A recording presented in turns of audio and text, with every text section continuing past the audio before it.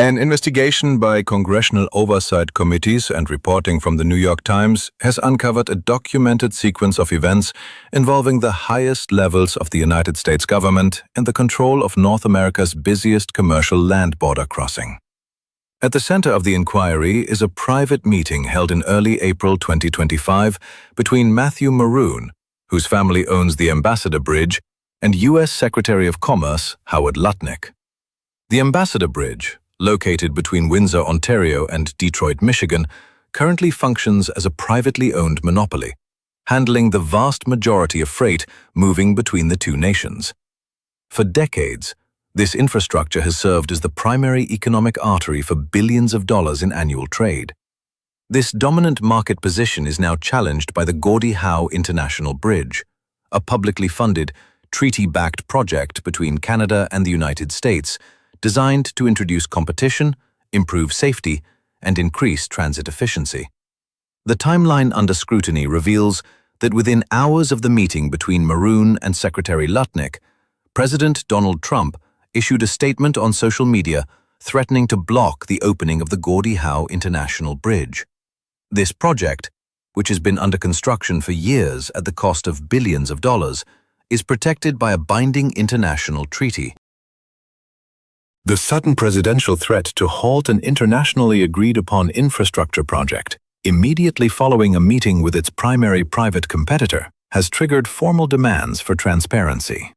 Congressional investigators are now seeking all emails, text messages, and calendar records associated with the April meeting to determine if federal policy was leveraged to protect a private monopoly. This development shifts the narrative from a standard infrastructure dispute to a matter of high-level government oversight and the potential use of executive influence in private business interests. The legislative and legal response to the administration's actions has intensified as members of the House Oversight Committee move to formalize their investigation. Congressman Robert Garcia has filed a formal demand for all documentation related to the meeting between Matthew Maroon and Howard Lutnick, including electronic communications and internal calendar records. This move utilizes the institutional weight of congressional oversight to probe the specifics of the discussion that preceded the president's social media threat. Joining the call for accountability, Michigan Congresswoman Rashida Tlaib has publicly characterized the situation as a manifestation of billionaire corruption, citing the state of the Ambassador Bridge's maintenance and the timing of the administration's intervention. Tlaib emphasized that the threat to block a safer, more efficient competitor followed a direct consultation with a private stakeholder whose financial interests are tied to maintaining a monopoly over the Detroit-Windsor corridor. The reaction within the United States Congress has moved beyond rhetoric into the introduction of specific legislative safeguards.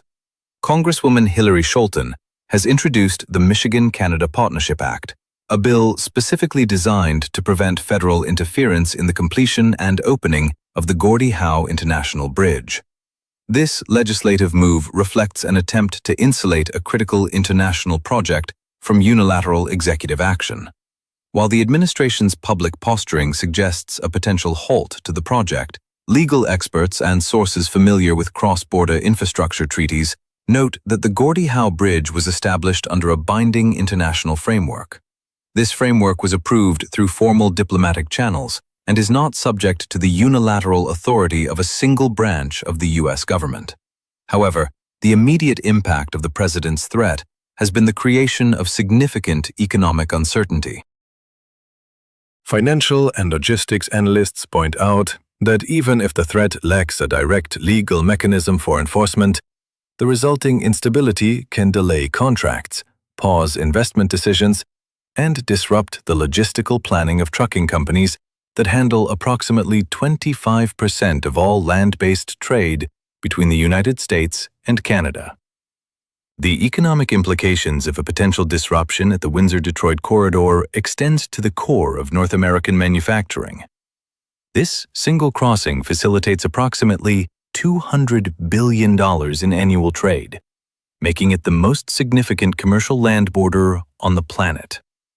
Daily operations involve roughly 10,000 commercial trucks transporting essential goods, including automotive components, pharmaceuticals, and agricultural products. Industry analysts warn that the supply chains running through this corridor are deeply integrated. A slowdown at this node affects assembly plants and factories across Ohio, Michigan, Ontario, and Quebec.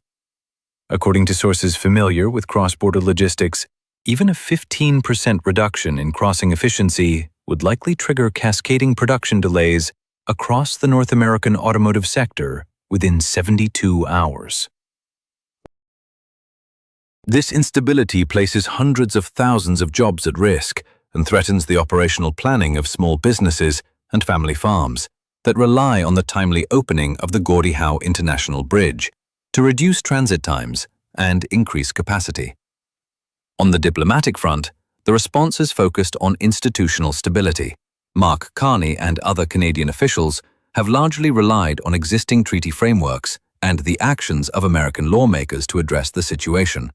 By accelerating the operational readiness of the Gordie Howe Bridge without escalating the political rhetoric, the Canadian side is positioning the project as a completed, factual reality that supersedes social media commentary.